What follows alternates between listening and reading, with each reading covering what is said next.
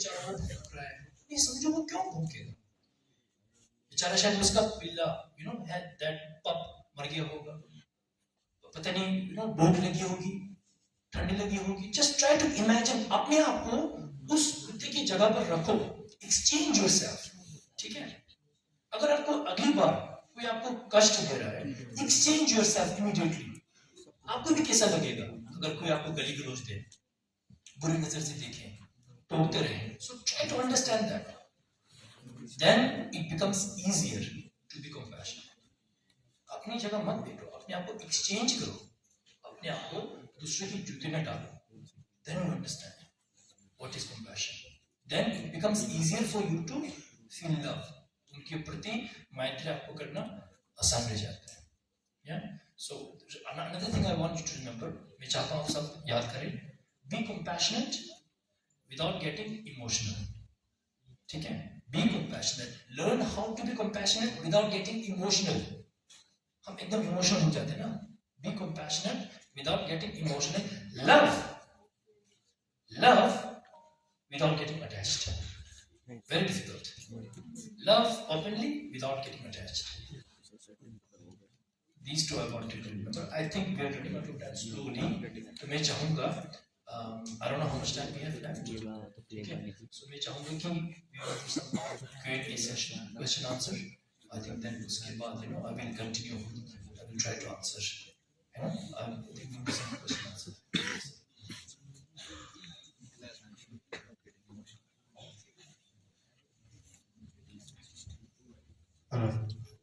Do we have any questions? Without getting attached.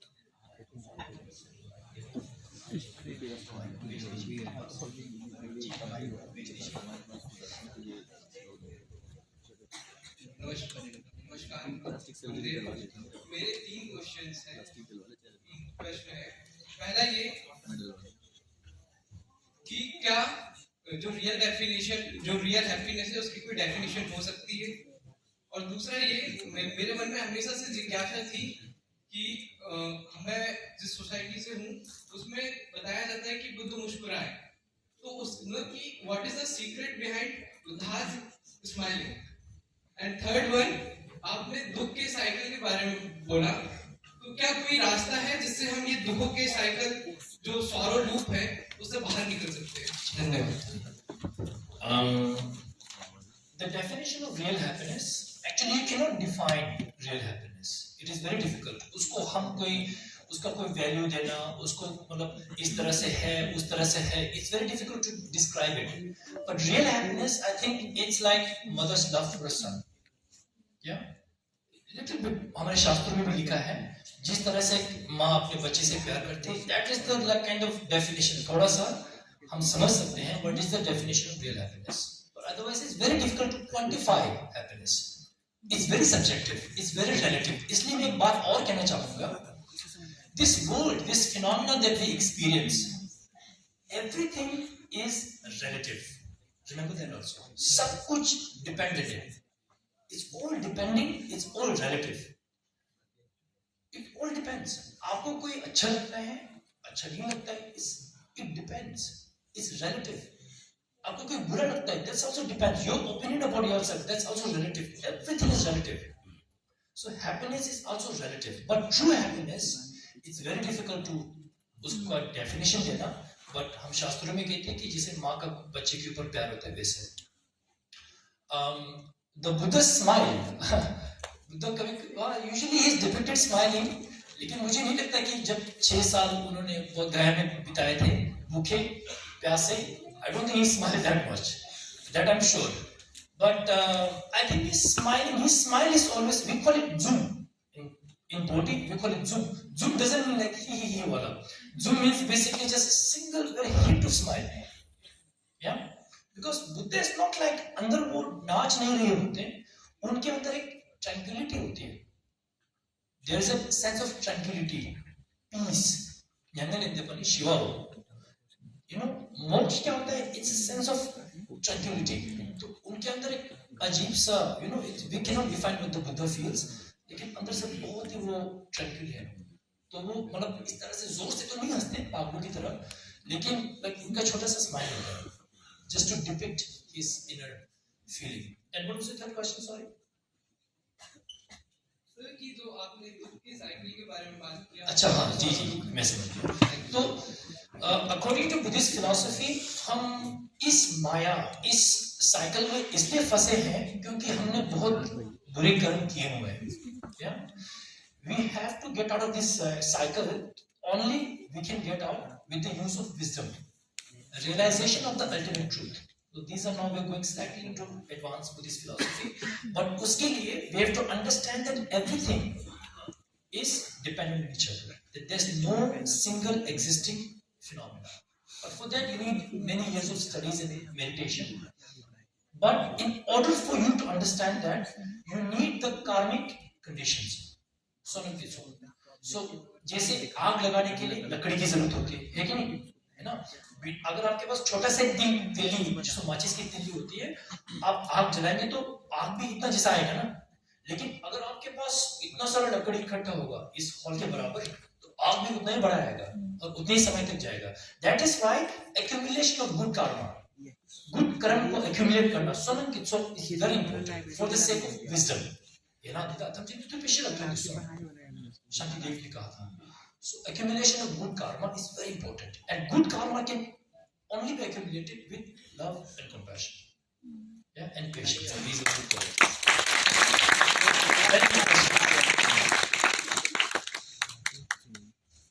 Jain sir, this is the Bharati Singh from Bihar.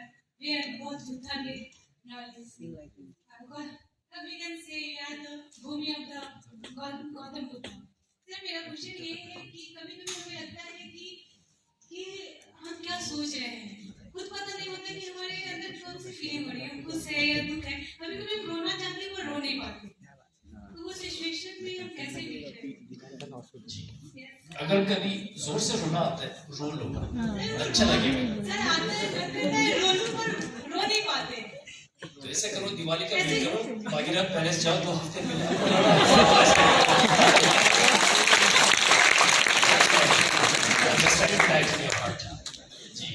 But I'll tell you what. जैसे देखिए ये glass है, ठीक है? Glass का पानी है, अभी साफ है. अगर इसके अंदर भी मिट्टी मिला देता हूँ ना, और इसको भी हिलाता हूँ, ठीक है? इसको भी हिलाता हूँ, तो इसमें धुंध छा जाएगा, और आपको इसमें क्लियरली दिखाई नहीं देगा. It won't be clear, this glass. But the moment you put the glass down, physically, glass को अगर आप टेबल पे रखते हो ऐसे करके, इसके अंदर जो धूल मिट्टी है वो आहिस्ते आहिस्ते नीचे आ जाएगी, तो आपको क्लैरिटी दिखाई देगा. That is why बुद्ध को देखिए, and see any other god. They're not like jumping up. Some of them just to depict their activity. हाँ कभी-कभी वो लोग in dancing mudra, walking mudra होते हैं, but majority they're sitting down. Why? Because sitting down is the ultimate practice. Only when you sit down physically, you stop engaging yourself in all these disturbances. जिससे हमारे मन disturb हो जाता है, हमारी जो सेंसरी आँख, कान, नाक, वो सब डिस्टर्बेंस कम हो जाते हैं, इसी जगह तक सीमित रहती है. It becomes easier for the dust to settle. मेरे ख्याल से मुझे लगता है आपके आगे लैपटॉप है, उसके ऊपर नेटफ्लिक्स चल रहा है एक टैब में, दूसरे टैब में शायद हॉटस्टार चल रहा है, तीसरे टैब में मुझे दिख रहा है आपका वुड चल रहा है, उसमें आप बिग बॉस का सीजन देख रहे हो. आपका मोबाइल फोन भी यहाँ पर है, आपने ब्लिंकिट से कुछ ऑर्डर किया हुआ है, आपने जोमेटो से भी कुछ ऑर्डर किया हुआ है कि दोस्त भी आने वाले हैं. How can you concentrate? आपको खुद पता नहीं चला कि कौन सा डिलीवरी बंदा फोन कर रहा है. It's a bit like that. Simplify yourself, है ना? हमारे जो थॉट्स है, बैठने से, योग करने से, मेडिटेशन करने से, सांस के ऊपर ध्यान देने से, या कोई मंत्र जापने से अपने आप हमारे अंदर का जो धुंध है वो नीचे आ जाएगा. ठीक है? उसके बाद अगर आपको 100 कॉल्स भी आएंगे, you can clearly answer because your mind very calm. अभी आपका माइंड काम नहीं है, इसलिए पता नहीं चलता कि मैं रोऊं कि मैं हंसूं. ठीक है? लेकिन कभी-कभी अगर ज्यादा रोने का मन है तो रो लो, फिर it's good. Crying is healthy, इसमें कोई शर्म वाली बात नहीं. Thank you.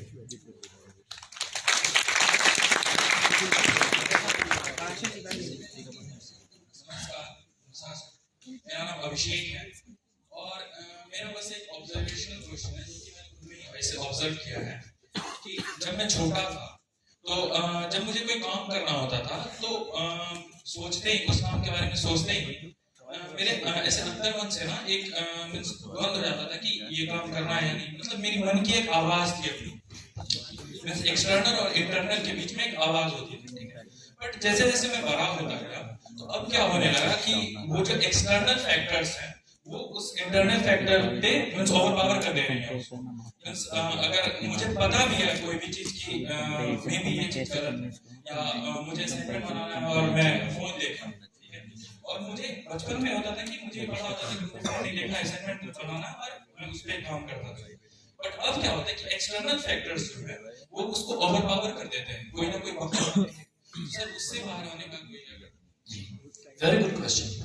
इसलिए मैं कह रहा था ना कि हम बाहर की दुनिया में एक्सटर्नली वी गेटिंग लॉस्ट। आंखों को देखिए, naturally we are design to look outside.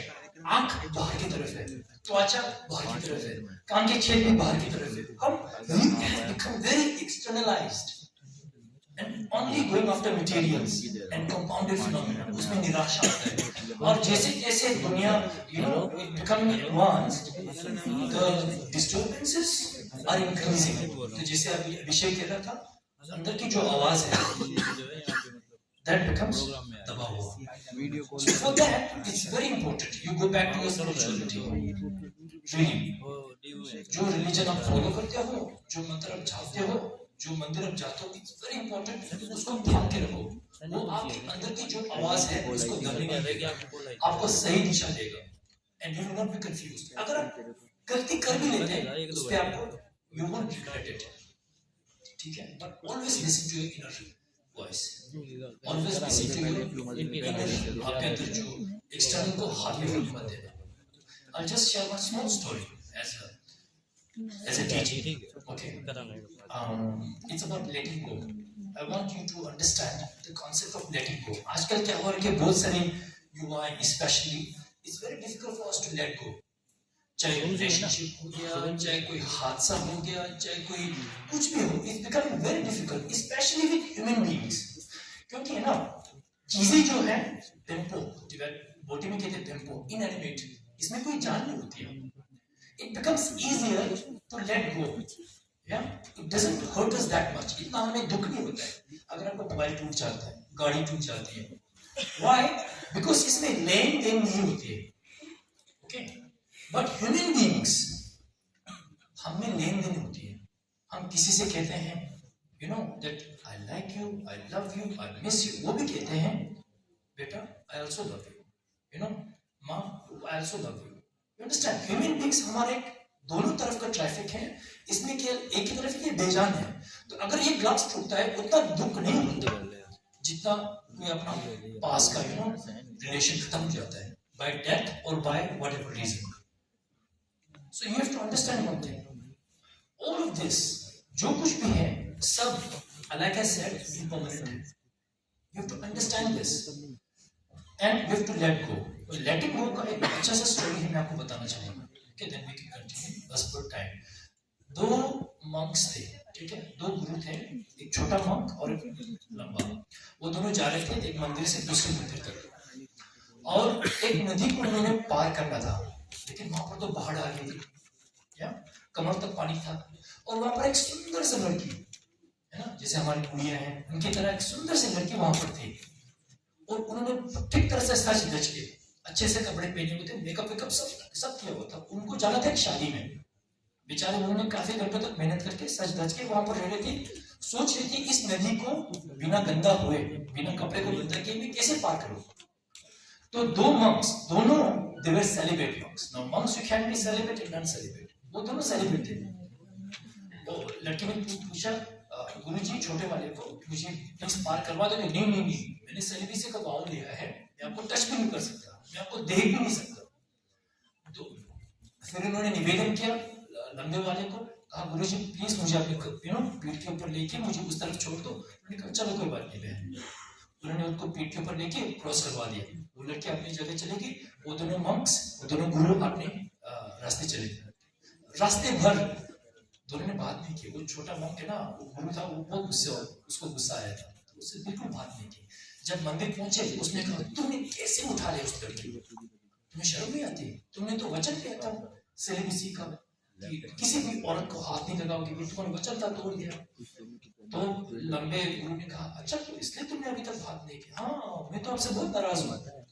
तो लंबे गुरु ने कहा मैंने तो उनको पेट के ऊपर रख के नदी पार करके छोड़ दिया, तुम तो अभी भी उसको मन में लेके घूम रहे हो।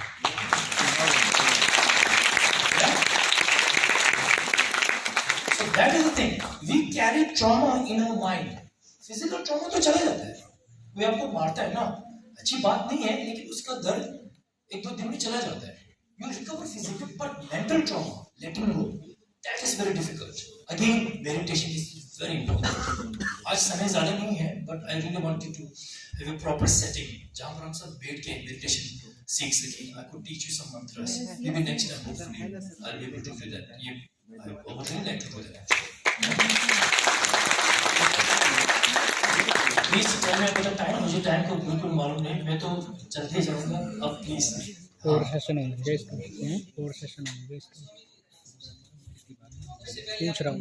मेरा जो क्वेश्चन वो थ्योरी ऑफ कर्मा से रिलेटेड है. आपने कहा कि आपने जो मैं आपको बताया कि आपका सेल्फ और आपका scientific basis to incarnation of theory of karma. For example जैसे हम जानते हैं कि थ्योरी ऑफ थ्रू एक्सपीरियंस, जो भी हमारे पास नॉलेज आती है वो एक्सपीरियंस के थ्रू आती है. तो जैसे हमारे पास आपने कहा कि आपके गुरु ने कहा, तो वो एक तरह से हमारे पास वर्बल टेस्टिमनी उसको बोलते हैं.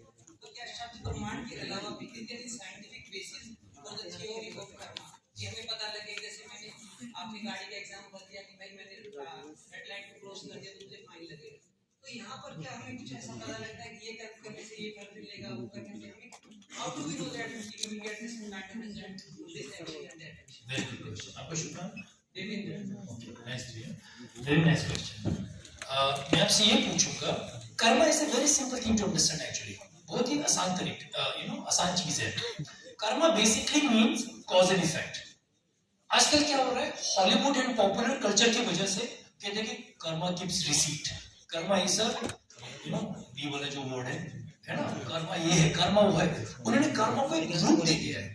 But Karma is basically a fundamental law of the universe, cause and effect. मुझे प्यास लगी थी, पानी पी लिया, प्यास बुझा. मैं यहाँ तक पहुँचा कैसे कि मैं अपने साथियों के साथ गाड़ी में बैठा, यहाँ तक आए. मैम मुझे भी क्वेश्चन पूछना है. So on a small level you can see the relation. Right hand को तोड़ दिया, पुलिस वहाँ खड़े थे, 500 रुपए का फाइन. पता नहीं कितना का फाइन है रेड लाइट तोड़ने का. मैंने तो कभी तोड़ा नहीं, बट स्टिल यार ऑन अ स्मॉल स्केल पानी पीना, प्यास बुझना, यू कैन सी इट. लेकिन on a longer scale you don't see it. But doesn't mean it does not exist. अगर मैं आपसे पूछूंगा आज से आपने सुबह ब्रेकफास्ट क्या किया? आपने सुबह ब्रेकफास्ट क्या किया? हाँ, टोस्ट खाया कुछ है ना, ठीक है. कोई याद तो नहीं है, ब्रेड एंड टोस्ट. ठीक है, आपने टोस्ट खाया, ये तो आपको याद है. 1 साल पहले इसी दिन 7 तारीख को आपने ब्रेकफास्ट क्या किया था? आपको याद है? लेकिन आपने कुछ तो खाया था. 2 साल पहले इसी दिन आपने ब्रेकफास्ट क्या किया था? याद नहीं, लेकिन आपने कुछ खाया ना.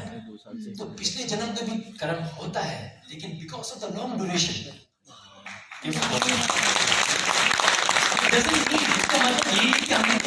हमने किया तो भूल गए. सो रीइंकार्नेशन का scientifically I really can not tell, I never thought about it. लेकिन बचपन में मुझे कुछ यादें आती थी. जैसे मेरा जन्म तिब्बत में था, मैं अपनी माता जी को कहता था कि ये मेरा घर नहीं है, मेरा घर कहीं और है, या मेरे लोग कुछ और है. मैं भाषा में अनाप शनाप बोलते रहता था. तो जैसे जैसे मैं बड़ा बन गया मैं कुछ भूल गया. But then Guruji know is ultimate. तो उनके मन में ही कुड सी द लिंक. हमें याद नहीं है, तुमको याद है कि आपने पिछले साल ब्रेकफास्ट क्या किया? तो उनको याद था. तो उन्होंने कहा हाँ तू ही था जिसने ब्रेड खाया था, आजा भाई आज तुझे रोटी खिलाता हूँ. Just one question. I have a question.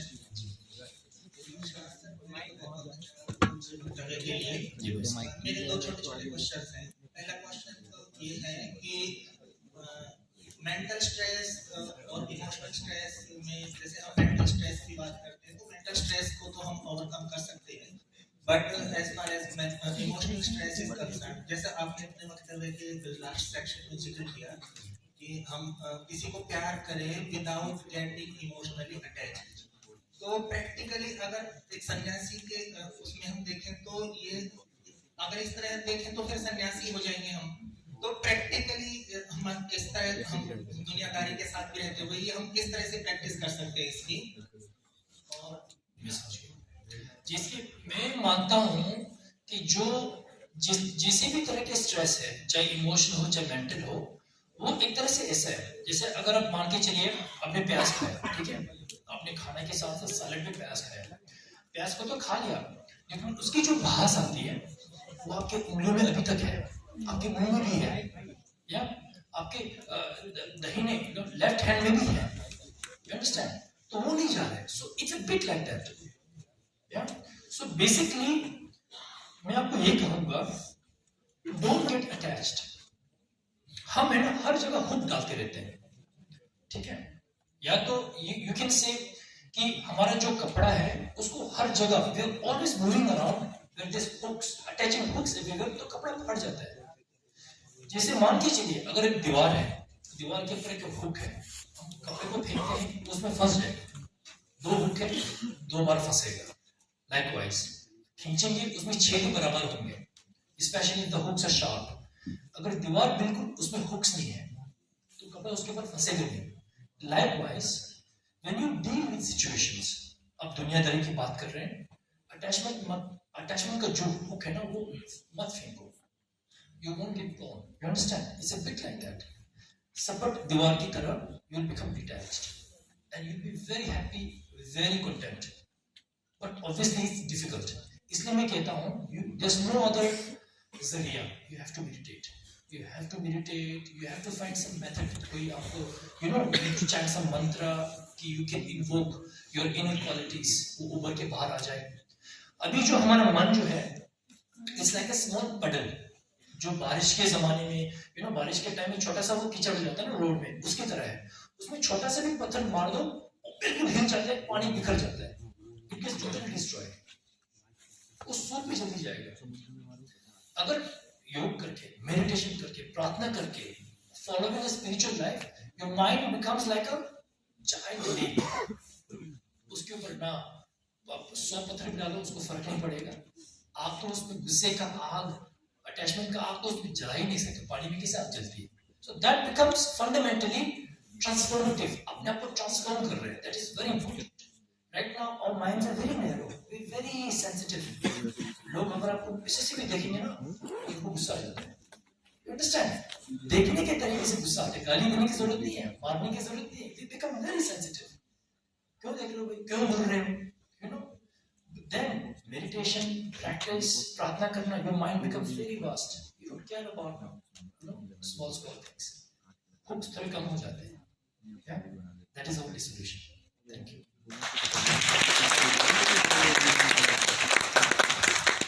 Thank you. Questions? Thank you for answering so well. गुरुजी ने भारत भूमि की प्रशंसा करते हुए कहा कि यहाँ पे जितने भी धर्म हैं जिनका ओरिजिन हुआ है और उनका सारा संचालन। So Prabhu ji talked about कैसे हम सभी को we should be not attached, सुख दुख में संभाव रहना चाहिए, और ये श्री कृष्ण ने गीता में भी कहा है। प्रभु जी talked about how we should remain unattached but still loving at the same moment, and then many such things.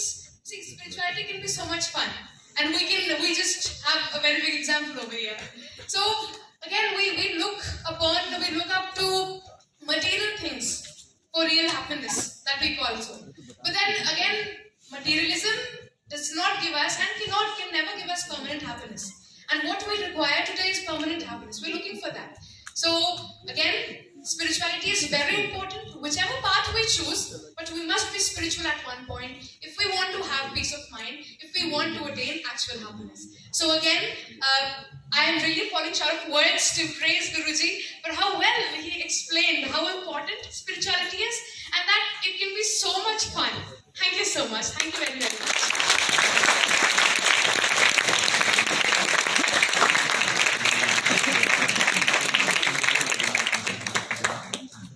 पूछ लो यार।